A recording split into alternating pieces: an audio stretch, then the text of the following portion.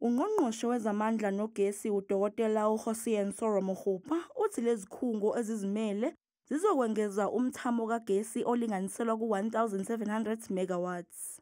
We are contracting the last of the 1,744 megawatts, which is about 616 megawatts. And I'm happy to announce that these preferred bidders are going to be making a total investment of 9.5 billion rands into the South African economy, and more precise in the grid assets, increasing our grid capacity. uRamogopa uthi lolu hlelo luzokwenza ukuthi ugesi ungambi eqolo.